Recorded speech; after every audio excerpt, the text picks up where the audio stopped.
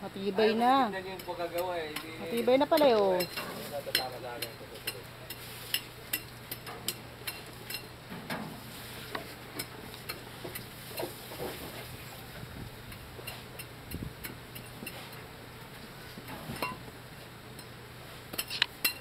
Kaya may alam mo na naman yan.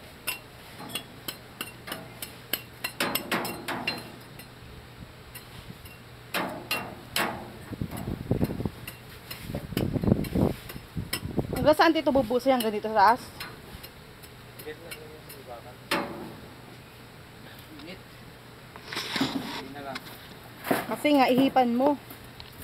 Ampaw ah. Mukhang tubig yung bumagsak dito, hindi semento ah. Oo, ampaw nga. Tingnan mo ah. Puro graba. Ayun yung silalim.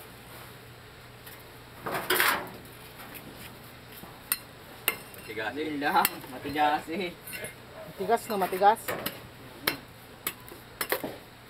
Kaya abot din. Ang ulas din. Tigas yan. Tigas. Nipis naman, tigas naman. Bukas yan, doon natin sa baba. Tatanggalin na natin. Tatapat ka yung gaganong ka oh. Makatayo ka naman kahapon ng ganyan, GLJ. Jay! Gapon.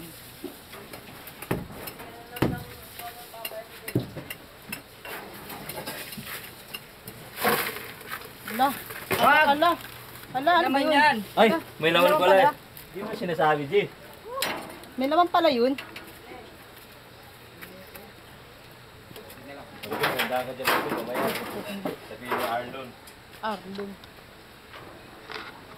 Si Arlon yung darating, hindi na si Arlon eh. Arlon. Ganun.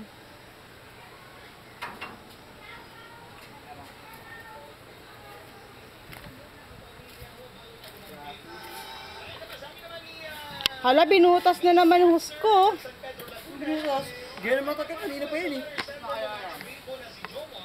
Kanina pa nga yan. No, napakan yan. Napakan yan. Napakan yan. Hindi. Napakan yan. Diba? Yaki ko na hindi.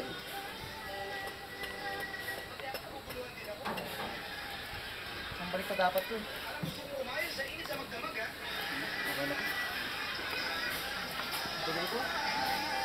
At kami po, kabay-kabay ba ng interceder mo? Kabay-kabay, Bicol yun ah.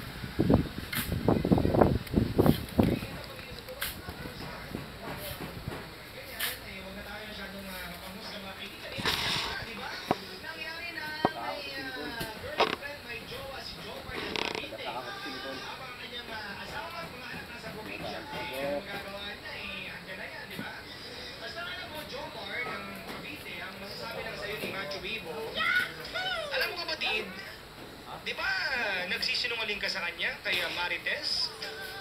Hindi alam ni Marites na pamilyado kang tao, di ba? Mahal mo nga si Marites, okay, fine. Pero linuloko mo rin ang sarili mo, pati pamilya mo. O pati siya, linuloko mo rin, di ba? Ang dami mong linuloko mo sarili mo, nagpapanggap ka na senior, hindi ka naman senior, may pamilya ka, linuloko mo sarili mo. Pangalawa, linuloko mo asawa mo. Pangatlo, linuloko mo si Marites. Lahat sila linuloko mo. Manluloko. Marumi yan, marumi yan. Di ba? Ginagawa mong tanga. Tanggapin mo katotohanan at sasabihin ko sa iyo, ginagawa mong tanga si Marites, yung jowa mo. Tandaan mo, kapatid, lahat ng relasyon na bawal, may hangganan, may katapusan. Mapait man, masakit, nakakahiya man, pero kailangan ng tapusin mo yan. Naiintindihan ko, isang taong nagmamahal, ang mali